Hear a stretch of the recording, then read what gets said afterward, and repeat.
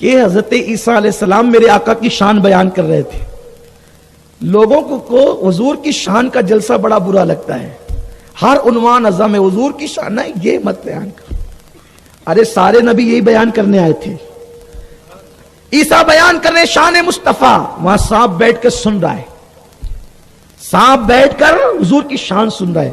جب سب چلے گئے تو وہ آیا عیسیٰ، اور جس سونے کی شان تو بیان کر رہا تھا، جس رخ ودعا کا تذکرہ تو کر رہا تھا، ذرا بتانا وہ ملے گا کہاں؟ وہ کہا تو سانپ ہے اور تو ہے اس وقت یہاں بیت المقدس میں. بس میں اتنا جانتا ہوں کہ وہ مکہ میں پیدا ہوگا، مدینہ ہجرت کرے گا. تو ایک کام کر، ہجرت جب وہ کرے گا تو وہ 3 دن تک غار ثور میں رکے گا. تو تیرے لیے محفوظ جگہ یہی ہے کہ تو غار میں جا کے بیٹھ جا، وہ تجھے وہیں ملے گا. کیونکہ کہاں ملے گا نہیں ملے گا اتنے پتے تو کہاں ڈھونڈتا پھرے گا. اس نے آنا تو کہاں ہے؟ وصال سے پہلے غار ثور میں، تو وہیں جا. تو وہ عیسیٰ علیہ السلام کے زمانے کا سانپ تھا، اور وہ اگر پیدا ہوا ہوگا اسی دن، یہ تو ممکن نہیں ہے، لیکن بالفرض اسی دن پیدا ہوا ہوگا. تو عیسیٰ علیہ السلام کے 557 سال کے بعد حضور پیدا ہوئے.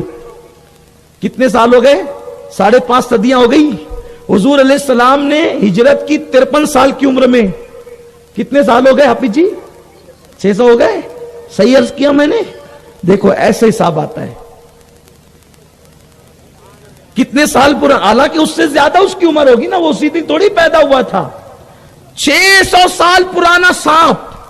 اور ماہرین کہتے ہیں کہ سانپ جتنا پرانا ہوگا اتنا زہر اس کا زیادہ ہوگا، ہے نا.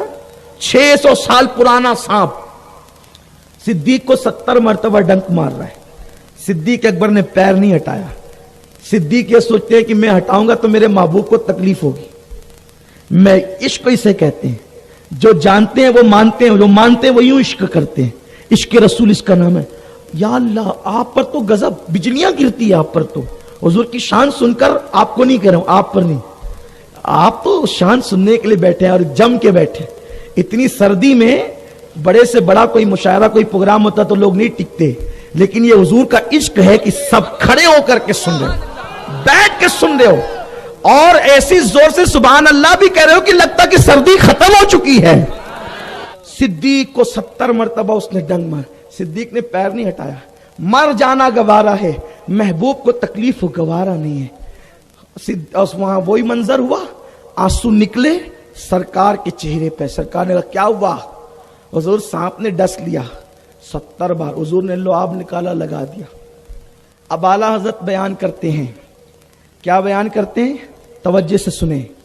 وہ کہتے ہیں مولا علی نے واری تیری نیند پر نماز، مولا علی نے واری تیری نیند پر نماز، اور وہ بھی اثر جو سب سے اعلیٰ خطر کی ہے. صدیق بلکہ غار میں جان ان پہ دے چکے، اور حفظ جان تو جان فروز و غرر کی ہے. انہوں نے نماز دی، آپ پر قربان کی، انہوں نے جان قربان کی. حضور آپ نے کیا کیا؟ اور تو نے ان کو جان، انہیں پھیر دی نماز، پر وہ تو کر چکے تھے جو کرنی بشر کی ہے.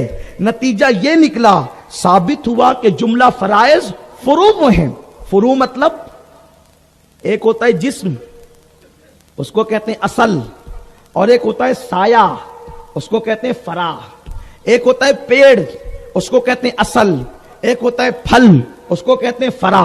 ایک ہوتا ہے دودھ، اس کو کہتے ہیں اصل، اور اس پر ہوتی ہے بالائی جس کو آپ ملائی کہتے ہیں، اس کو کہتے ہیں فرع. ایک ہوتا ہے باپ جس کو کہتے ہیں اصل. ایک ہوتا ہے بیٹا جس کو کہتے ہیں فرع. ایک ہوتا ہے پودا جس کو کہتے ہیں اصل. دوسری ہوتی ہے اس کی ڈالیاں، اس کو کہتے ہیں فرع.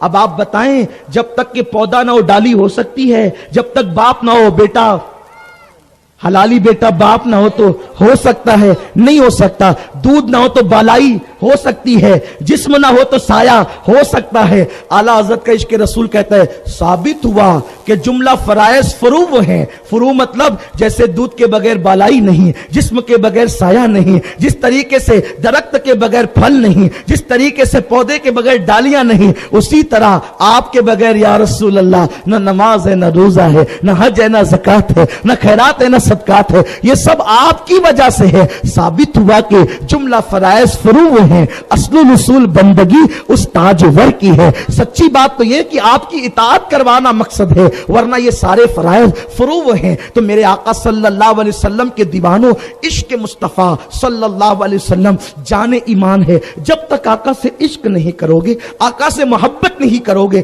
اس وقت تک ایمان نہیں ملے گا، ایمان کامل نہیں ہوگا، اور ایمان کامل نہیں ہوگا تو یوں ہی اسی طرح تباہ ہوتے رہو گے۔